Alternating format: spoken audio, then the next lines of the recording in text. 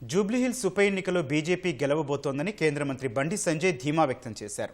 తెలంగాణలో హస్తం party Indian ముస్లిం కాంగ్రెస్గా party పేరు మార్చుకుందని ఆయన ఎద్దేవా చేశారు. ఈ ఉప ఎన్నికలో బీజేపీ కాంగ్రెస్ మధ్య పోటీ అని, బీఆర్ఎస్ పోటీ చేయాలా వద్దా అనే ఆలోచనలో ఉందని బండి సంజయ్ అన్నారు. బీఆర్ఎస్ కాంగ్రెస్ ఎన్ని సర్వేలు చేయించినా జూబ్లీహిల్స్లో ప్రజలు బీజేపీకే ఓటు వేస్తారని కేంద్ర మంత్రి స్పష్టం చేశారు. వీళ్ళని వాళ్ళ తిట్టుడు, వాళ్ళు వీళ్ళ తిట్టుడు, ఇంతే. ఇక అభివృద్ధి గురించి వీళ్ళు మాట్లాడరు, వాళ్ళు మాట్లాడరు. ఎందుకంటే మాట్లాడే అర్థం వీళ్ళకి లేదు, నా వాళ్ళకి లేదు.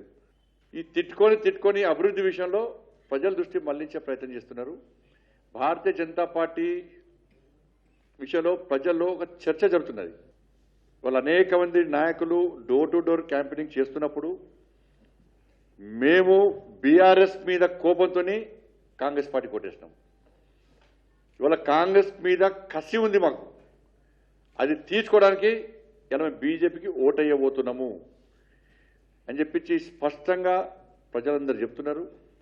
దీన్ని తట్టుకోలేకనే ఈ వాతావరణం ఇంకా నిర్మాణం అయితే మేము తట్టుకోలేము, భారతీయ జనతా పార్టీకి తాకి తట్టుకోలేము అని చెప్పించి భావించే దొంగ సర్వేలు చేస్తున్నారు. ఇవాళ బీఆర్ఎస్ పార్టీలు ఆంధ్రలో ఒక సర్వే సంస్థకు 2 కోట్ల రూపాయలు ఇచ్చారు.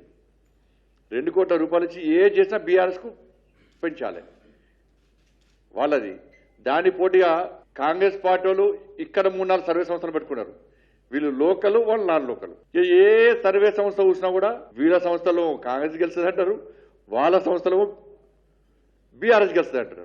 కానీ ప్రజల ఆలోచన ఈ 2 పార్టీలకు గుణపాఠం చెప్పి భారతీయ జనతా పార్టీకి అవకాశం అని చెప్పి ప్రజలు భావిస్తున్నారు. ఇది వాస్తవం. ఇది